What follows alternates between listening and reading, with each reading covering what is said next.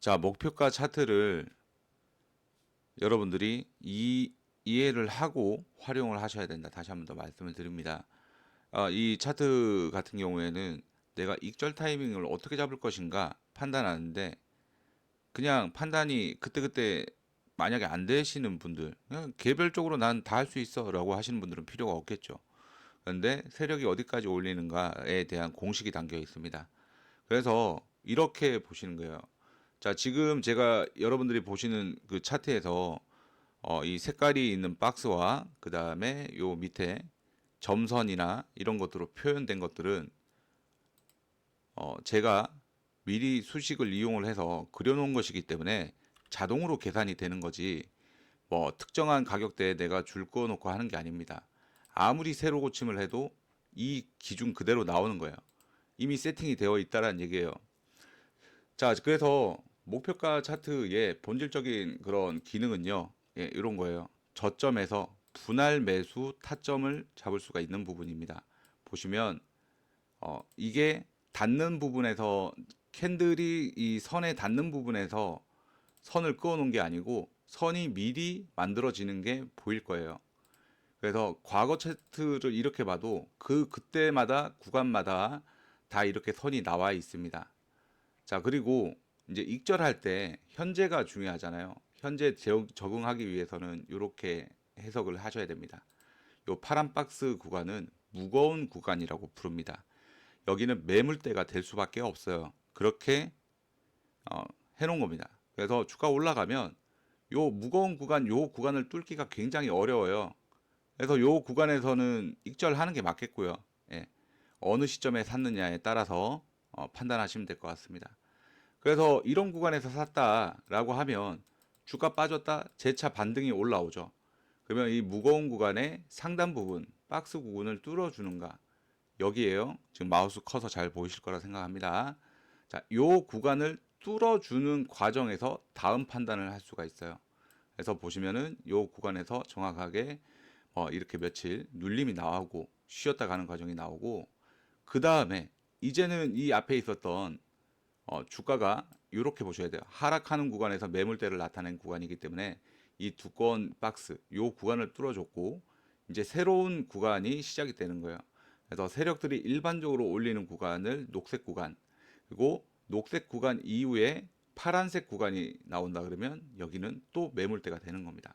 그래서 매물대에 맞게끔 여러분들이 익절 준비를 하셔야 된다.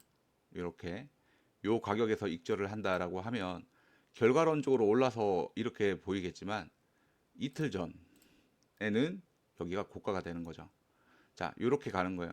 여기 선이 옆으로 이렇게 쭉 따라가는데요. 이거는 그때그때 따라서 이제 선이 갱신이 됩니다. 그래서 이어진 선으로 표현되기 때문에 사선으로 나올 수밖에 없어요. 자, 그래서 요 구간에서 다시 보면, 자, 이제는 요 무거운 구간까지 뚫어줬어. 그러면 진짜 단타로 생각을 하셔도 1차 목표가가 요 녹색 급등 구간이기 때문에 요 구간, 그리고 이 뚫어주는 구간에서도 이미 요 라인이 나와 있죠. 답이 정해져 있다. 세력들은 여기까지 올릴 가능성이 크다. 그런데 이거 더 가면 어떻게 해요? 더 가는 거 먹겠다 안 먹겠다는 여러분들이 개인적으로 판단하면 되고, 나는 기계적으로 판단하겠다라는 분들은 이렇게 써셔야 된다. 그래서 어느 종목이 되든지 간에 좀 떨어진 종목으로 말씀을 좀 드려 보도록 할게요. 그 예를 들어서 뭐 이런 건 너무 데이터가 없어서, 자, 뭐 알파 AI다. 알파 AI라는 종목이 나왔어요. 알파 AI라는 종목이 나왔어도 과거 구간 이런 데를 봐도 이런 거죠. 주가 올라가는데 무거운 구간이 나왔어요. 무거운 구간에서 양봉으로 뚫어주지 못하면 다음 가격대를 보는 게 아닙니다. 자, 그 다음에 주가가 올라갈 때도 이미 이렇게 떨어지고 갭하면서 이렇게 요 가격대가 나오잖아요. 요 가격대를 뚫기가 어렵다라는 거죠. 주가가 올라갈 때 녹색 급등 구간에 들어갔습니다. 요 가격대를 뚫어주고 어디까지 갈까? 천장이라고, 세력 천장이라고 해서 제가 무료로 제 영상에서 찾아보시면 됩니다. 천장 라인. 그래서 만들 수 있는 수식이 있기 때문에 이 천장 라인만 있더라도 여러분들이 꼭대기에서 들어가는 실수를 안 할 수가 있는 부분이죠.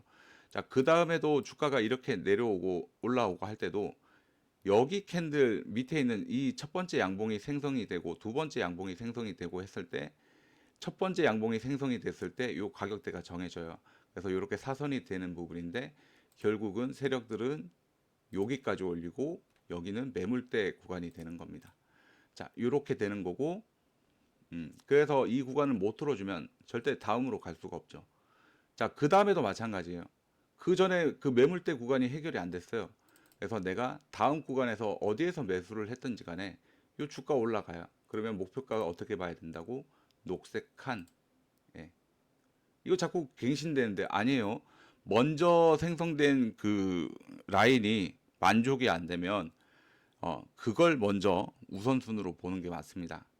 자, 그렇게 했을 때 요 2,400원이라는 가격대를 목표가로 잡는 게 맞겠죠. 시스템 매매라고 생각을 하시면 됩니다. 자, 뭐 레몬 이런 것들도 여지 없어요.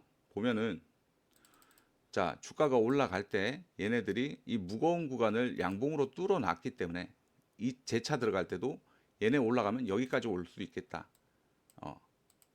여기까지 올 수 있겠다라고 보는 거예요.